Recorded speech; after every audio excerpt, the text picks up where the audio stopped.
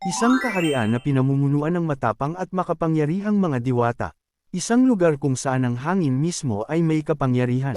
Ngayon tutuklasin natin ang mundo ng Lireo, ang puso ng Encantadia. Ang kaharian ng Lireo ay isang matriarchal na kaharian sa silangang bahagi ng Encantadia. Dito naninirahan ang mga diwata at ang tagapangalaga ng brilyante ng hangin. Ito ang naging sentro ng kapangyarihan matapos ang digmaan laban sa Hathoria at Sepiro. At madalas, tinatawag din ang kanilang reyna bilang reyna ng buong Encantadia. Nagsimula ang Lireo noong panahon ng Etheria, ang dating pinakamakapangyarihang kaharian sa kontinente. Pinamunuan ni Cassiopeia, ang unang Hara, ang mga diwata sa pakikipaglaban-laban kay Reyna Avria ng Etheria.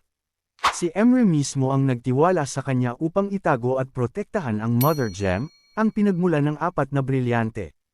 Ngunit, hindi nagtagal, nagkaroon ng malaking problema. Dahil sa isang insidente ng pagtataksil mula sa sariling kamag-anak ni Cassiopeia, kinailangan niyang hatiin ang Mother Gem sa apat.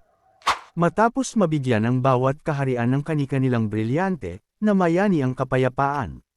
Ngunit ang Hathoria, sa pamumuno ni Haring Arvik, ay naghangad ng higit pa. Nilusob nila ang Adamya at nakuha ang brilyante ng tubig. Pero hindi nagpatinag ang Sepiro at Lireo. Sa isang mabangis na labanan, pinatay ni Asvel si Haring Arvik, at naibalik ang mga brilyante kay Hariminea ng Lireo. Ang kapangyarihan ng Lireo ay hindi lamang nakasalalay sa mga brilyante, kundi pati sa mga pinunong ipinanganak sa kanilang lahi, ang mga Sangre. Sina Amihan, Pirena, Alena, at Danaya, mga prinsesang ipinanganak upang protektahan ang kaharian. Bawat isa sa kanila ay may espesyal na koneksyon sa mga elemento ng kalikasan. Matapos ang madugong digmaan para sa brilyante, itinatag muli ni Danaya ang katahimikan sa Lireo. Sa ilalim ng kanyang pamumuno, ang Lireo ay muling naging pinakamakapangyarihang kaharian. Walang anumang banta ang muling nakaabot sa kanilang pader, at itinayo pa nila ang isang monumento para kay Hara Amihan bilang paggalang.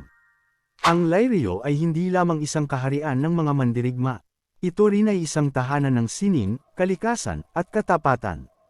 Ang mga diwata ay kilala sa kanilang mga marangyang kasuotan na may mga brilyante at mga alahas. At sa bawat desisyon ng kaharian, ang konseho at mga Sangre ang nagbibigay gabay sa reyna.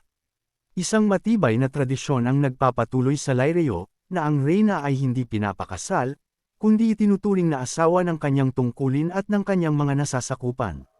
Lireo, isang kaharian na bumangon mula sa abo ng digmaan, at nanatiling simbolo ng kapangyarihan, pag-asa, at katapangan. Isang paalala na kahit sa gitna ng kaguluhan, ang tunay na lakas ay nagmumula sa pagkakaisa at katapatan. Gusto mo pa ba ng mas maraming kwento tungkol sa mahiwagang mundo ng Encantadia? I-like mo na ang video na ito, mag-subscribe, at i-click ang notification bell para hindi ka mahuli sa mga bagong kwento.